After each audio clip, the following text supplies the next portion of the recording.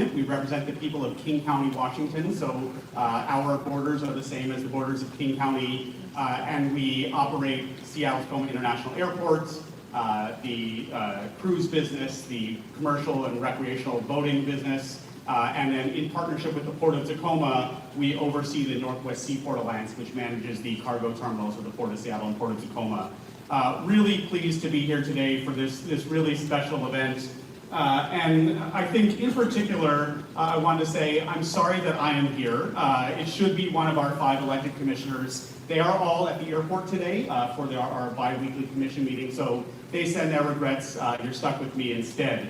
And I have the incredible honor and privilege of introducing you to somebody who you all know very well already, U.S. Representative Pramila Jayapal. So I thought instead of telling you her whole bio, which you've all memorized by now, I would just say really briefly the thing that most impresses me about U.S. Representative Pramila Jayapal. And it's actually, this is a perfect example of that. You know, every time I turn on my television, she's there representing the Congressional Progressive Caucus, being a national leader on behalf of the Democratic Party, and yet she still has time to be here representing the district and be able to secure really important funding that we're all here to celebrate today. And it's just really impressive to me to be able to do both of those things simultaneously. I have 3 theories about how she does that. Number 1, I think she does not sleep at all. Number 2, which I know is true, she has incredible staff that really do amazing work on behalf of her and all of us. And then finally, I think she actually really cares about this place and really wants to do everything she can to make it better. And that is why we're here today to celebrate an example of her doing that. So without further ado, please join me in welcoming Representative Jayapal.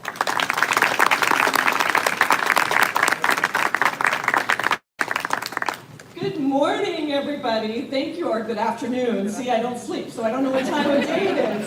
It is so lovely to be here. Thank you so much, Eric, for that wonderful introduction. Thank you to the Port of Seattle for the use of this beautiful facility. This is one of my favorite things to do, is bring home money to the district. And Eric is actually correct in all 3 of those things. I don't sleep, I have incredible staff, and I really care about this place. And I want to use my platform to lift up as many incredible things that are happening in this community as I can. And the community funded projects division, if you will, or piece of funding is different than other pieces of funding because most pieces of funding from the federal government are very large grants. They often have to go through the state government, or sometimes we can get it through other forms of government. But it's not always the case that we can lift up our government partners, our community partners. Some of our grants in the past, before the Republicans stopped us from giving grants to nonprofit organizations, you all were in the last group that actually was able to do that. This year, we were not able to do that, but when the Democrats take over the House again, we will bring those back. But a lot of those were first-time grants for nonprofits, and having led a nonprofit, started and led one, I know that that is really important. It ends up that federal funding could sometimes be the first piece of funding, and then you can leverage it to get other funding. So this is a really important set of grants, and we started doing these celebration events because it was really cool to hear the diversity of projects that everybody that we're funding and that you all are doing. And it's great for you to be able to hear about other things and other arenas that aren't exactly yours because it rounds out the innovation of this district. So thank you all so much for the work you're doing. Thank you for being here today. We have 14 wonderful projects that you're briefly going to hear about that will receive nearly $19.6 million in federal funds to support your work right here in the district. Yes, absolutely, you should and clap. This celebration event, so let's make it huge. And since the reinstatement of community projects by the Democratic leadership in 2021, I'm thrilled to say that I've actually been able to bring home more than $57 million in these community-funded projects. So that's been really fantastic as well. Through the process of submitting and advocating for these projects, I feel like our team also and I get a tremendous sense of the wealth of work that is happening around the district. So again, I really want to thank you for engaging with us through the process to help us understand what you're doing and to help lift you up. For 2025, as I said, even though House Republicans dramatically reduced the kinds of projects that we were able to fund, I do want you to know that we were still able to request about $56 million in funding for the 2025 budget for 15 more projects that would update our infrastructure, protect against sea level rise, help combat climate change, and increase public safety. Our budget bills, as you may know, are stalled in Congress, and so that funding has not been approved and finalized yet. But I am confident that we'll be able to bring home a good portion of that money once we get through this election, and hopefully at the end of this year we'll finish those appropriations bills. But today we're here to celebrate our wins and the important work that all of you do right here on the ground to make life better for people, to keep joy in our lives through the arts, to house our neighbors, and to keep our planet healthy. So, give yourselves a round of applause for all that incredible work. We are so grateful to you. And now I'm thrilled to welcome representatives from each and every one of the projects for which we were able to secure funding. You are making such a difference in the lives of people across our district, and it's my privilege to be able to ensure that the federal government recognizes and supports the work that addresses the needs of our community, and that everyone in our district has the resources and services they need, not just to survive, but to thrive. Each one of these 14 community-based projects helps fulfill this vision, lifting up the most vulnerable in our communities by expanding access to affordable housing and food, helping to address climate change and public safety, and innovating to keep our city on the cutting edge. Government works when it works for everyone, not just for the privileged few. When government can act as the equalizer of opportunity for everyone, I think that's when we really excel across the country. And everyone, regardless of race, ethnicity, gender identity, sexual orientation, or socioeconomic status, deserves to have access to the opportunities and services they need to live happy and full lives. And it's why we fight so hard every year on this particular set of projects to make sure that you get the funding that you need to maintain and improve access to the services.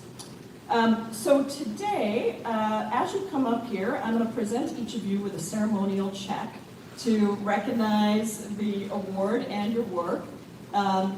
I used to think these checks were really silly when I wasn't in Congress. I have completely changed my mind on that. They are a lovely way to really lift up the money that we are giving to you, so I'm all about the big checks. We call this the Big Checks event. And so when you come up here, the port has said, feel free to take your green visitor badge off, or your name tag and visitor badge off for the pictures, so that you look lovely and beautiful as you all are, but without those name tags on you. And you'll get a minute of remarks as well. So, first up, let me welcome somebody who's been a colleague and friend for a long time, the director of the City of Seattle's Office of Housing, Michael Winkler-Chin, for the first check. The City of Seattle, yeah, you really should. The City of Seattle received $1.6 million as part of the omnibus for the construction of the Henderson Street Affordable Housing Project. The funds are going to be used to construct a remarkable 100 units of affordable housing for low-income families in an environmentally sustainable building. The project will be in South Park with community services, including health services and food services, and will serve as a long-term affordable housing in a neighborhood facing a very high risk of displacement. Congratulations.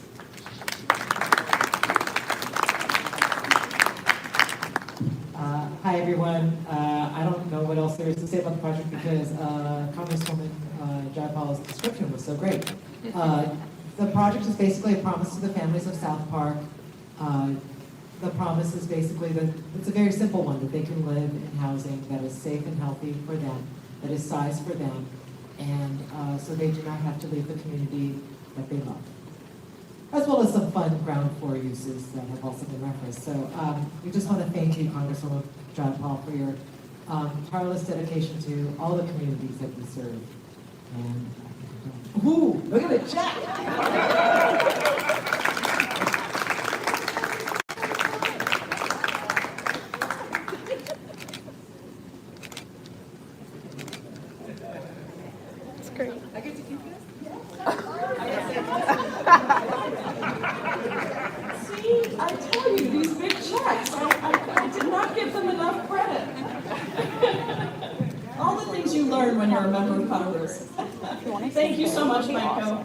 Our second check also goes to the City of Seattle. I'd like to welcome up Amy Barden, Chief of the Civilian Assisted Response and Engagement Department, or the CARE program. This is 1.9, the City of Seattle received over 1.9 for this pilot program, and the award will be used to help launch a pilot program to redirect nonviolent, non-crime related requests for mental health crises and wellness checks to train staff. And that's going to ensure an appropriate response to public health matters, but also ease the burden on our police officers and firefighters. So Amy, welcome. We're so happy to be able to offer you. Thank you. Again, a really good explanation. I'm impressed. I thank Congresswoman Jayapal. I met her, I think, probably the second month on the job. You came to 911, and it's really nice to admire someone from afar, but then to really like and admire them up close. And we've had a number of conversations, and I just commend when elected officials take the time to sincerely learn what is going on in the system. I run Seattle 911, and so uniquely I can see how the system can meet people's needs and also how we fail people every single day. Half the calls I get of the 900,000 calls have nothing to do with police, have nothing to do with fire. This is a trend across the country. And so we need to send first responders, mental health professionals directly to these calls. As you all know, in the City of Seattle, we're having a little budget conversation right now.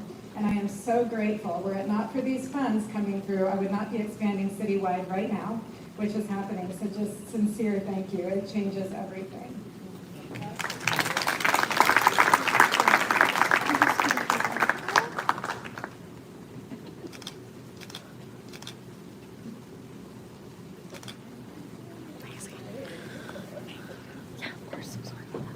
Thank you, Amy.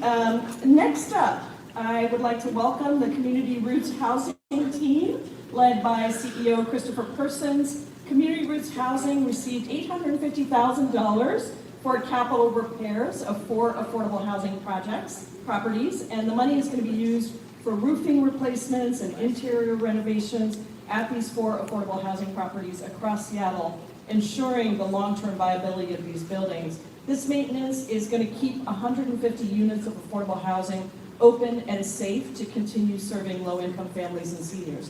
One of the things I've learned through my conversations with housing providers is how everyone wants to build new housing, so there is often funding available, not enough. Of course, we also support projects that build new housing, but we also need to invest in the upkeep and the maintenance of these properties over time. So we're really thrilled to be able to do that, and thank you so much for your work.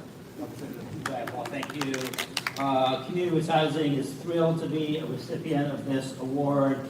Community Roots, we are a 50-year-old agency that develops, owns, and operates multifamily affordable housing throughout Seattle. We own and operate 46 properties housing well over 2,000 families, and we have rehabbed over 1,000 units of affordable housing, including the rehab of apartments already in our portfolio. With this grant, we will provide vital repair work across these 4 properties ranging in age from 24 to 116 years old. And you'll look, you know what gets the headlines? It's the shiny new properties. But what I love is funding for window sealing and caulking, tuck pointing, roof and HVAC replacement, and common area painting. I commend and thank Representative Jayapal for recognizing that sometimes the important thing to do isn't necessarily the sexy thing to do. But if exterior wood rot replacement doesn't get you fired up, I don't know what will. And this work will add decades of life to these properties, ensuring that the 150 families who call these apartments home will have decent homes to live in for decades to come. Thank you.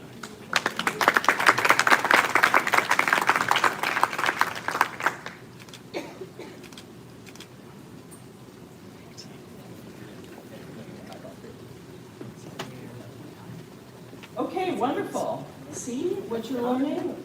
Wood rot is sexy as well. Okay, please welcome next, Eco Thrive Housing, led by Managing Director Denise Henriksen, which received $3.2 million for the construction of affordable cottage units. This project will construct 27 cottage units for people making less than 50% of the area's median income, and they will be available for home ownership, providing a very necessary rung in the ladder into the middle class by providing a step up from emergency housing and a step below market rate. The development is also going to be conveniently located near a community center and public transportation, keeping residents connected to work and their community. Congratulations, students.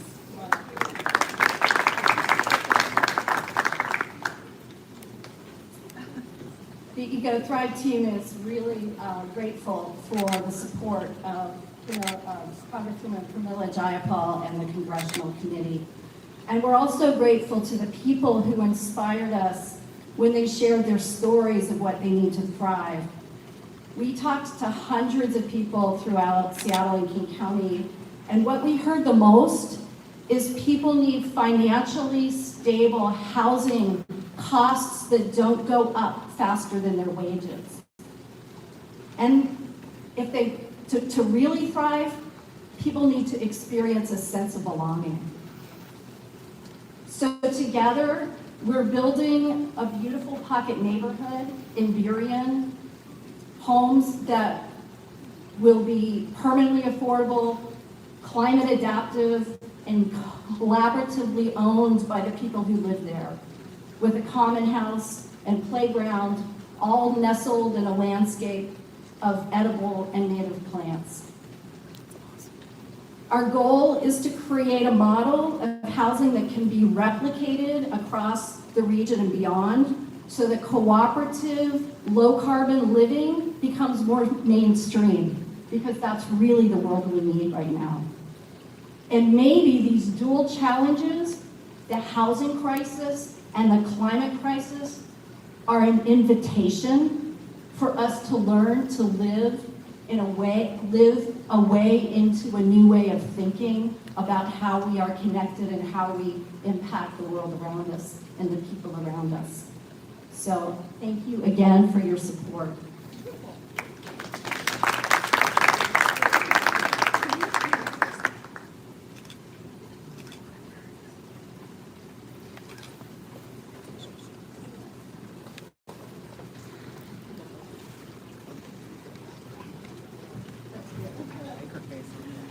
I will say that when I went to visit the Eco Thrive site, they had such a beautiful picnic prepared for me.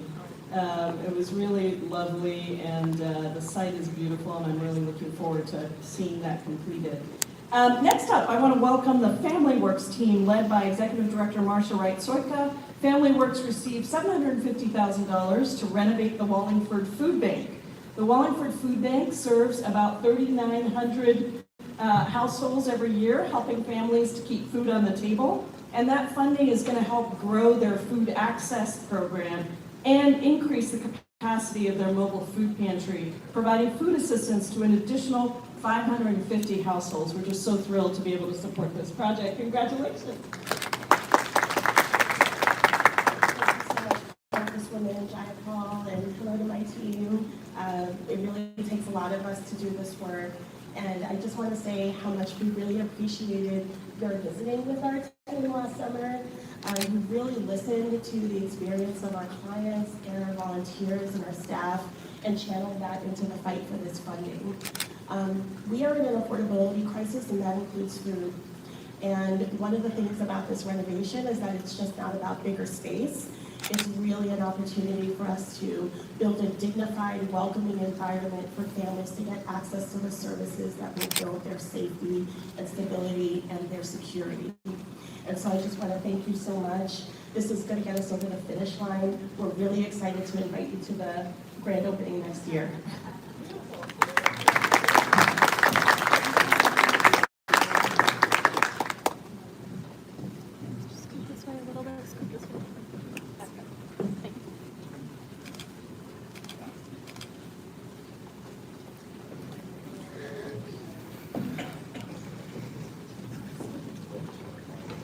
Okay, next up, please join me in welcoming Brett D'Antonio, CEO of Habitat for Humanity, Seattle, King, and Kittitas counties, and his team.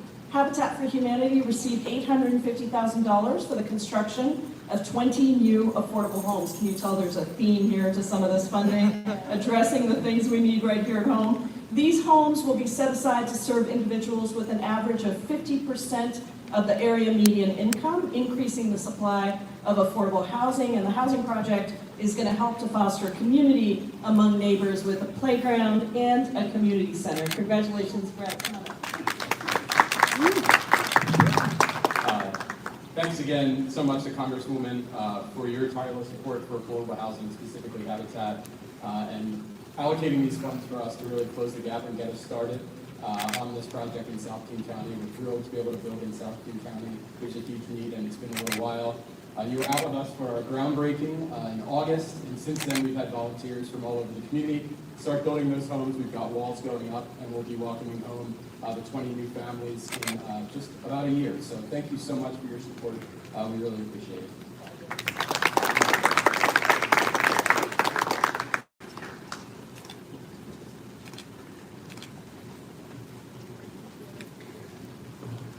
Yes, Brett gets a gold star because I got a golden shovel. And I'm gone so much that I often miss the groundbreakings, unfortunately. And so this happened to be one I was able to be here for, and I was very thrilled to get my golden shovel and to see that ground actually being broken. There's something very wonderful about that. Next up, I'd like to welcome Dominique Alex, CEO of Mary's Place, and her team to the stage. We were able to secure $1 million for Mary's Place to rebuild an emergency family shelter for about 200 individuals, or about 70 families, increasing the supply of shelter beds for families in South King County, an area that often experiences a big shortage of shelter beds. This shelter will be co-located next to 96 units of permanently affordable housing to help Mary's Place families moving into permanent housing from the emergency shelter. And the funding is also going to facilitate additional programming, including a focus on preventing homelessness. So congratulations. And come on up. Thank you so much. Hello, I'm Dominique Alex, and with me today is our incredible board member and co-chair of our capital project, Jim Pramila. And I want to recognize and thank our partners in this work, Mercy Housing Northwest, who will be developing the permanently affordable housing units alongside our shelter, which is a part of our three-pronged approach in addressing the homelessness crisis with families, which also includes our mobile outreach program that meets families in their cars, their tents, and moves them into housing solutions and provides supports for them.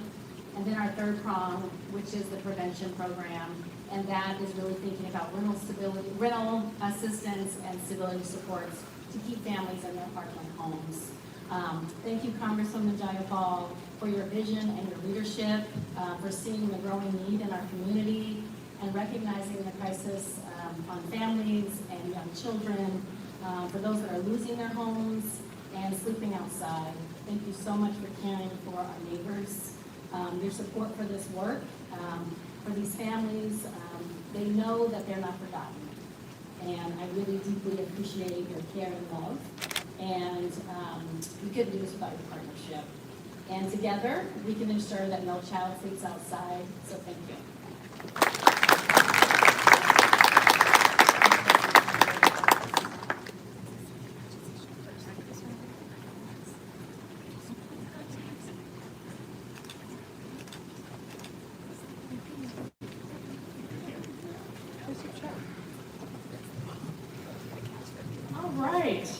We're going to move from housing to a very different topic now.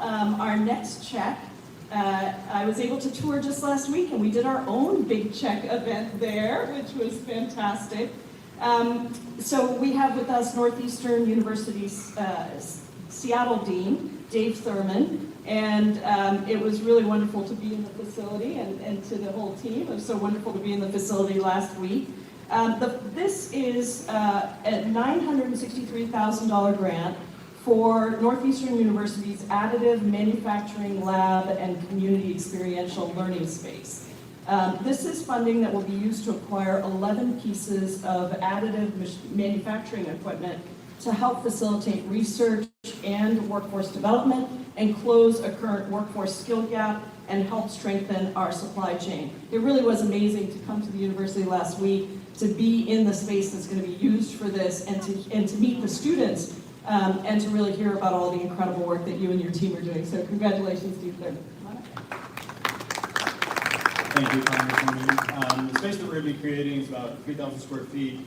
We'll have equipment for labs that support our graduate programs in robotics and computer science and engineering. Yeah, the dog is always the most popular thing. Nobody's paying attention. What we're really excited about is our ability to use the space to connect with community colleges and nonprofits that are working in the K-12 STEM education space, to give people in those organizations access to equipment that they otherwise wouldn't have access to. So we're working already with North Seattle College, having conversations with some of the other community colleges, and also with organizations like First Washington, which probably sponsors a lot of robotic competitions that happen at middle school and high school levels. So they've long wanted to have more outreach in the city of Seattle, and we're hoping to support that in the future. So thank you for the support, and thank you for coming to visit and being such a great supporter of the university.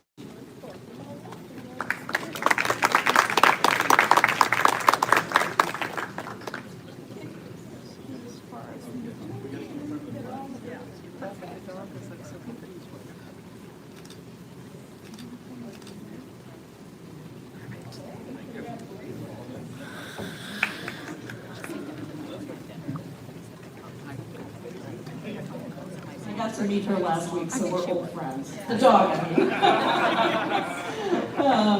Wonderful. All right. Well, our next check, we're very excited about. Please welcome to the stage Northwest Seaport Alliance team, led by Government Relations Director Ryan McFarland. They have received $850,000 for the Zero Emission Drayage Truck Charging Program. This is a program that is going to help reduce diesel emissions in the communities near our port, which you may know experience significant health disparities, including in the Duwamish Valley, South Park, and Georgetown. Diesel exhaust presents the greatest public health risk of all toxic air pollutants. And so this project is really critical to reducing that and to keep our port communities healthier and greener. So thank you all so much for your work, and come on up. Thank you, Congresswoman, for your support and partnership. So I'm Ryan McFarland. Seaport Alliance, we're basically a partnership with the Port of Seattle and Port of Tacoma. We manage the cargo operations in the port here. And I'm here, by the way, on behalf of our co-chairs, Hamdi Mohammed and Kristen Ang, who couldn't be here. There's a commission meeting. But I just want to say, you guys are all doing some really cool work, and it's an honor to be considered alongside you. So our project's pretty cool too. The Seaport Alliance, we've committed to phase out emissions from the seaport sector by 2050. And if you just think of what the ocean supply chain looks like, there's a lot of different moving pieces of equipment, actually moving pieces. And it's a really tough problem, ambitious goal, and it's expensive. And it's going to take federal support, frankly. So thank you again. And it's also going to require some close collaboration with our community partners, because we're also committed to doing this in a just and equitable way, the transition to zero emission trucking, and helping the local drivers connect with the resources they need to get into a newer and cleaner truck. The chargers we build with these funds will help establish a foundation for that transition, and it'll create the first network of truck charging stations in King County. So thank you again, Congresswoman, for your support.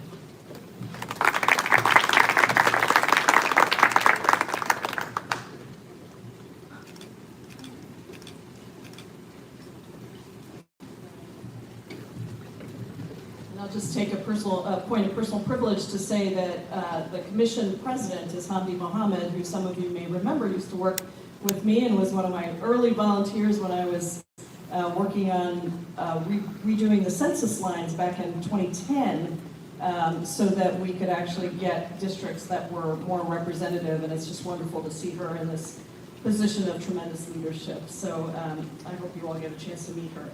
Our next check is to the Seattle Public Library team. I want to invite up Rob Gannon, Director of Administrative Services from the Public Library. The library received $1.3 million for seismic retrofits of the library, and these are going to equip the library to better provide essential functions after an earthquake.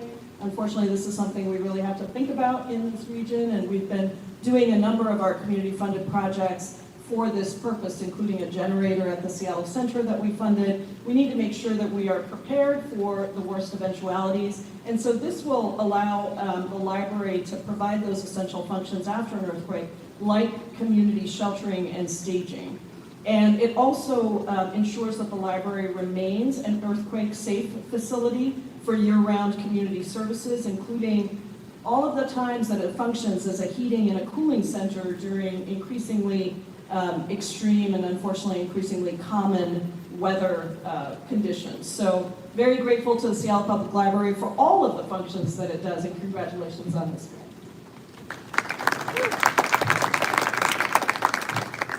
Congresswoman Jayapal, thank you so much for your support of Seattle Public Libraries, not just now, but historically. I know you've been a big fan of what we do. I wanted to just give a little context to what the Congresswoman described. So yes, we are concerned about an earthquake and what it might do to our infrastructure, but really what we're doing is trying to make sure that our investments of Seattle dollars and now these federal dollars can go into our buildings and make sure they can be places for people to belong, for people to come and access information, for people to take shelter during the day, to take shelter during heat events, and to take shelter when there's no other place. Our libraries are increasingly used every day by the great diversity of our region. This grant really puts us in a place to make sure that the University District Library stays standing. It's one of our many historic Carnegie libraries that were built 100 years ago. They need to withstand the challenges of today and really be built to be there for the next 100 years. And that's really our focus. The last thing I want to say is that the library does many wonderful things, but we're figuring out how to do capital projects and how to fund capital projects. These dollars, through your leadership, put us over the top. And so now we can see that the university project, in addition to the levy dollars and support from many state-level partners, we have enough to finish this project, and we're so excited to get it started in January of this year. So thank you again for your leadership.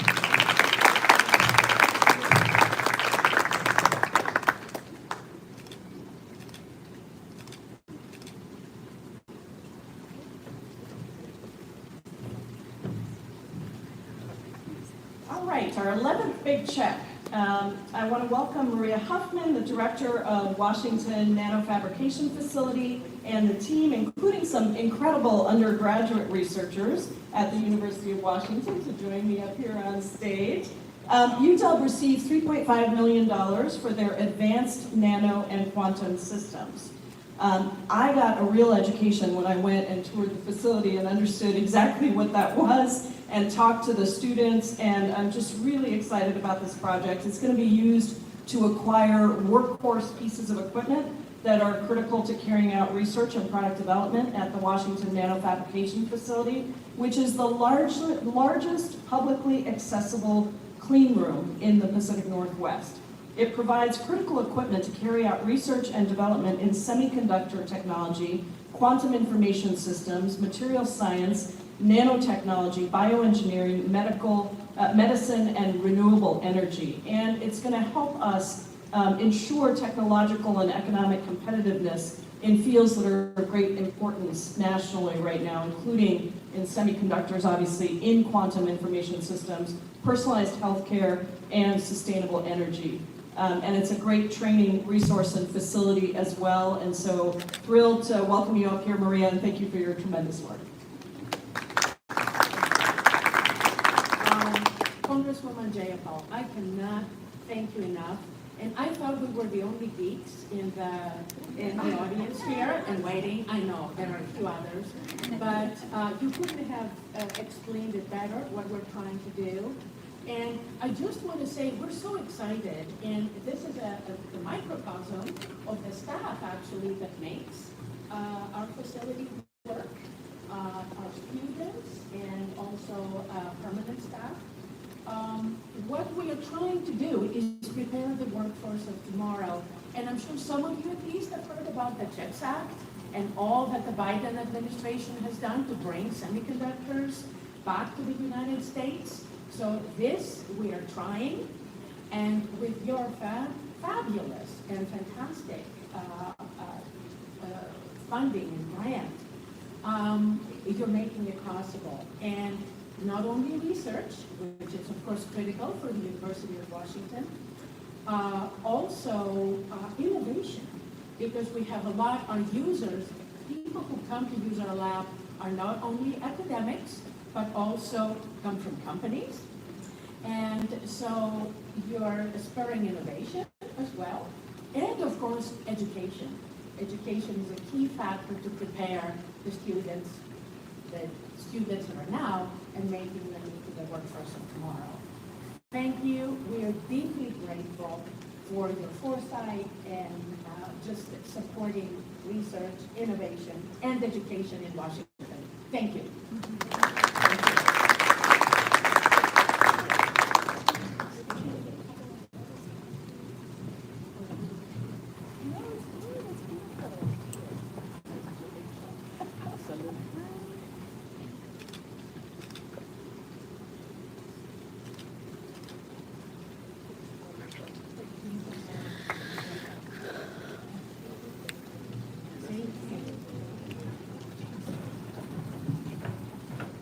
All right, now switching gears again, we're going back to food and health. And so our next, please join me in welcoming Emily Scott, the Executive Director of the Vashon Maury Community Food Bank. I do represent Vashon Island as well. To the stage, they've received $800,000 for the acquisition and renovation of a food bank. The food bank already provides free grocery services to 240 households per week. And as demand increases, they expect that they're going to be able to serve about 2,000 islanders annually. This money is going to help the food bank to meet that increased demand and ensure that food access is available, especially on the island where income disparity is growing. And obviously, there are challenges to along with the beautiful things of being on an island, there are real challenges as well. So we are so grateful, Emily, and your team for doing this. Thank you for the great tour that I had out there of the food bank as well, and congratulations. Thanks so much. I didn't actually know we were going to have time for remarks today, but luckily this project is all I talk about today. We actually end up serving over 15% of the island's population on an annual basis because, like Congresswoman Jayapal said, the income disparity on Vashon is really real. And it's, an island made up of artists and, kind of creative weirdos that, attract other people from the outside of the world. And I'd say that the food bank serves a really kind of critical, the cultural fiber of the island is struggling to remain out there. So this funding will help us build a new food bank and purchase an existing building that will really become a community resource hub. I'd love to say that we're innovating and blazing the trail, but organizations like Family Works and other food banks across the Seattle area and the country are doing similar things because people who need help with reduced grocery costs also could use help with other things as well. So need doesn't exist in silos, and this funding is going to go such a long way there. And speaking of, the Congresswoman mentioned, getting funding from the federal government has really helped us leverage both individual and foundation gifts from other funders. So it goes a long way. Yeah, thank you so much.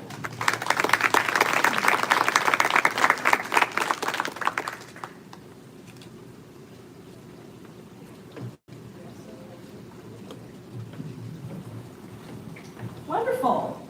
Okay, we're on to our 13th big check. I want to welcome the team from the YMCA of Greater Seattle, led by President Ann Bonnick, to the stage. The YMCA's University Family Redevelopment Project received $850,000 in community project funding, and that will be used to upgrade their facility to provide a full-service YMCA in the University District, something that hasn't been there before. This is going to provide support to families, housing space for homeless youth, a large community space, drop-in childcare, teen center, and expanded academic and leadership programs. Over 200 young people will receive housing, employment support, and treatment for mental health and substance issues every year. And it's also going to give seniors places to socialize, youth and teens a place to learn, and families a support system. So congratulations, Anne and team, and come on up. On behalf of our CEO, Lori Davey, who couldn't be here today, we just want to say thank you so much. This was a project that was underway when COVID hit. We were in the heart of fundraising for it. Everything had to stop as we shifted our services, and this gift, this grant, is allowing us to restart our capital campaign and get going so that we can get not only the wide range built, but the housing that's desperately needed. So thank you.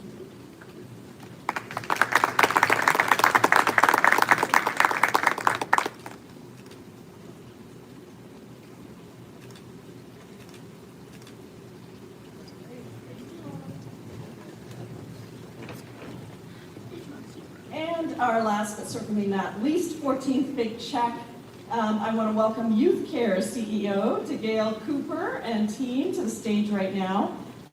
Youth Care received $1 million to construct a 27,000 square foot youth workforce development center in Capitol Hill. This is going to be a center that is a hub for job training, career development, and educational credentialing for young people who have experienced homelessness and housing instability. Additional services will include advanced sector-focused career training programs in construction, customer service, and healthcare, industries that are facing severe worker shortages right now. And it will provide young people in Seattle with economic security, housing stability, and secure futures, while also building our robust workforce here in the region. So thank you all so much, and congratulations. Congresswoman Jayapal, on behalf of the Youth Care team, our board of directors, and the young people that we serve in this community, we just want to thank you so much and your team for making this possible for Youth Care. As the Congresswoman explained and did a really good job, thank you so much.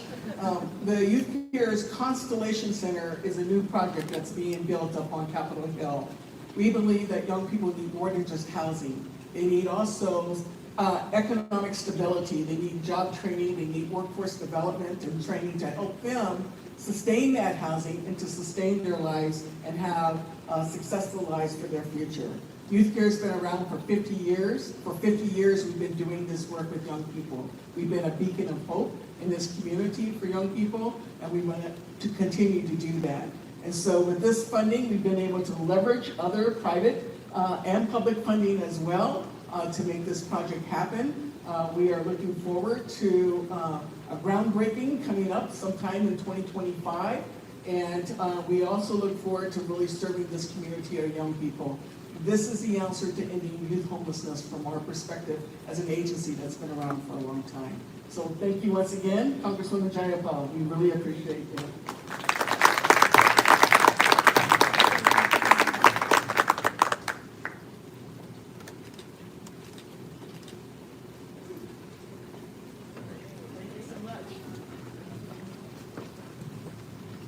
Okay, that is our projects. Isn't that wonderful? Give yourselves a round of applause. It really is so meaningful. And remember, these projects we got through a Republican Congress, not the easiest thing in the world. But I do think that our opportunity to be able to continue to make sure government serves the people is really why I'm here. Maria mentioned the CHIPS and Science Act. I do want to remind you that we were able to do those things with the Democratic House, the Democratic Senate, and the Democratic White House. We were able to invest in infrastructure, and you see so much of those dollars coming in. In fact, right here's the report. We've had several opportunities to celebrate that funding, helping our public transit systems. Of course, the Inflation Reduction Act, huge investments in taking on climate change and cutting carbon emissions for the first time ever, the largest investment in taking on climate change. Jobs at a record low, jobs at a record high, unemployment at a record low. Somebody's got to edit out that video. More jobs created in the last 50 years than ever before. Unemployment at the lowest level in over 50 years. So I think this is an amazing opportunity for us to celebrate what that money looks like when it comes into communities. I think a lot of times our federal funding does go to the state. A lot of the money that we passed in the first bill that we passed right after COVID hit was money that actually helped stand up a lot of our public cities, our counties, our public facilities, and some of that money is now just running out. And so entities are having to figure out what to do. But I would just remind people that when those dollars come in, we want to see them utilized in the community, and we want people to understand that it is only the federal government that has the scale and size able to actually take on these huge projects, these big infrastructure projects, these big community projects, the things that really need to be done in this community so that we don't have collapses of our infrastructure, but also so that we can build new systems that allow us to move to clean, green energy, that allow us to protect health, that allow us to support the housing needs of a growing community across the country. And you all are part of doing that work. You are the way that money helps make it to the ground. So I want to thank you again for your incredible work. Thank you for participating in this great big check ceremony. Does everybody love the big checks as much as I do? I don't know how to say you do because you just got the money, but hopefully we'll have another wonderful celebration where you all get to learn about each other's work as well as celebrating your own. So thank you all so much, and thank you to my great team for helping to put this together, especially Marielle, who has coordinated so much of this. We really appreciate it. All right, everybody, thanks and have a great day. It's winter. Yeah.